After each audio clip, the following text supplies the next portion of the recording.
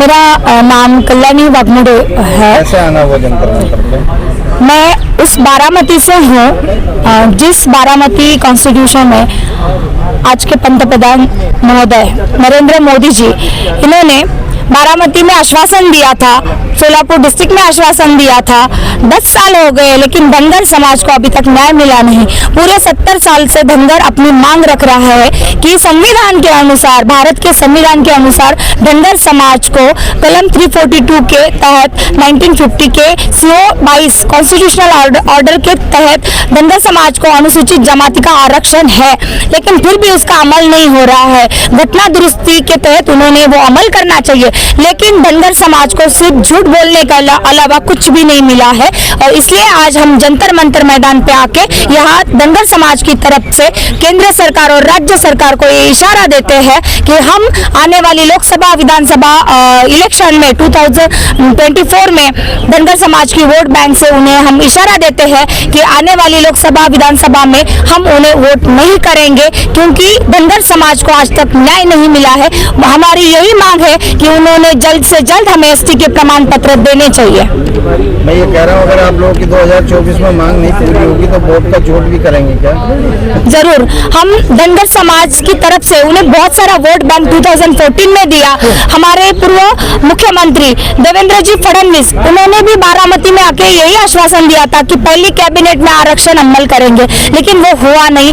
इसलिए आज हमें ये कहना पड़ता है कि हमारी राज्य सरकार तो गूंगी, बहरी और अंधी हो चुकी है। इसलिए हमें केंद्र सरकार को आके ये बताना पड़ रहा है कि राज्य सरकार को आप आदेश दे, निर्देश दे कि धनगर समाज महाराष्ट्र में जो है अभी भी पिछड़े वर्ग में बहुत हालांकि की जीवन में रह रहा है, उसको न्याय देना आपका कर्तव्य है। और भारत का संविधान सर्वश्रेष्ठ है, उस संविधान का आप अवमान ना करें। इसलिए माननीय हमारे पहले मुख्यमंत्री देवेंद्र फडणवीस और पंतप्रधान नरेंद्र भाई मोदी जी से हमारा आवेदन है कि जल्द से जल्द धनगर समाज को न्याय दिया जाए। आपने कभी महाराष्ट्र सरकार से या वहाँ के राज्यपाल से ये सूचना दे, अपने समुदाय की बातों को पहुँचाने की कोशिश की कर रहे हैं? हाँ, मैंने अभी तक नागपुर, मुंबई, बारामती, पुणे, पंढरपुर ऐसी जगह पे आंदोलन किया। राज्यपाल महोदय को भी अभी 30 अक्टूबर को हमारा एक निवेदन गया। 30 अक्टूबर को आजाद मैदान पे हमने एक निषेध आंदोलन किया, काले झंडे दिखाकर वहाँ पे निषेध आंदोलन किया, क्योंकि महाराष्ट्र की सरकार सिर्फ हमें आश्वासन दे रही है और कुछ भी नहीं दे रही है। आपका पार्लियामेंट मेंबर जो आपके इलाके के, उनसे आपका समुदाय कभी जाके मिला आपका डेलीगेशन? हाँ, बहुत बार हम लोगों ने उनको भी आवेदन दिया है। आवाज उठाओ, पार्लियामेंट का सेशन चल रहा है, हमारे समुदाय की आवाज उठाओ, हमारे को आरक्षण दिलाओ। हाँ, उनको भी हमने आवेदन भेजा है, उनको भी एप्लीकेशन भेज रखी थी कि इस सेशन में उसका लक्ष्यवेदी धनगर आरक्षण के ऊपर लक्ष्यवेदी लेकर चर्चा हो, डिस्कशन हो और उस पे अमल होना जरूरी है। आपकी मुख्य मांगे क्या क्या है, विवरण तरीके से बताइए। हमारी प्रमुख मांग तो यही है कि पूरे भारतवर्ष में जो भी धनगर समाज है वो अलग अलग जगह पे पाल, बघेल, गडरिया, महाराष्ट्र में धनगर, कर्नाटक में कुरुमा बोला जाता है।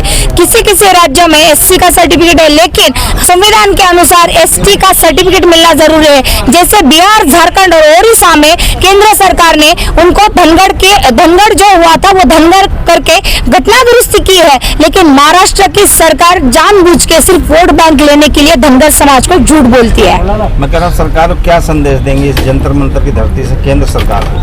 केंद्र सरकार को यही मैं कहना चाहूंगी, जल्द से जल्द पिछड़ा वर्ग जो है धनगर समाज, उसको न्याय दिया जाए। ST का प्रमाण पत्र उन्हें मिला जाए, अनुसूचित जनजाति का प्रमाण पत्र मिला जाए, तभी हमारा समाज आगे विकास कर पाएगा। क्योंकि आज पिछड़े वर्ग में उनकी हालत बहुत खराब है और पूरा महाराष्ट्र ही नहीं, पूरे भारत देश का धनगर समाज अभी भी अति पिछड़े वर्ग में आता है। आज धनगर समाज ज्ञापन भी दोगे, आज हो सकता है प्रधानमंत्री, गृह मंत्री जिसको भी आप दें, अगर वहाँ से वो मतलब आपकी सुनवाई नहीं होती तो आपकी आगे की पूरे महाराष्ट्र में और पूरे भारत में धनगर समाज को ये हम इशारा उनकी तरफ से उनको देते हैं कि आने वाली लोकसभा में हम उनको वोट हमारा मतलब जाया नहीं जाने देंगे। और वोट बैंक जो हमने 2014 में उनको दी थी उनके झूठे आश्वासन की वजह से, लेकिन अब समझ में आ रहा है कि ये सरकार गूंगी बहरी है, तो हम उन्हें वोट नहीं देंगे और हमारे ही लोग वहाँ पे खड़े होंगे। मैम, मैं आखिरी सवाल पूछना चाह रहा हूँ, धनगर समाज की संख्या कितनी है महाराष्ट्र के अंदर? है देश के अंदर? हमारी धनगर समाज की तो पूरे पॉपुलेशन के अनुसार 17-18% धनगर समाज की पॉपुलेशन है और 2 करोड़ के ऊपर महाराष्ट्र में भी उनकी लोक संख्या है, लेकिन फिर भी हमारा एक भी सांसद या एक भी विधायक महाराष्ट्र में नहीं है। किन कारणों से नहीं है, कुछ बताएंगे? समाज को भी संदेश देते हैं। हमारे नेता भी एकजुट के मिल के यहाँ पे संघर्ष करना जरूरी है। मैं हमारे नेता उनको भी बोलना चाहती हूँ कि सिर्फ हमारे जेजूरी का जो खंडोबा हमारा दैवत है उनको मानकर, बिरोबा के नाम लेके, हमारा जो कुल दैवत है उनका नाम लेकर और हमारे भंडारा जो हमारे पीली ताकत होती है उसका नाम लेकर धनगर समाज को उल्लू बनाने का प्रयास ना करें।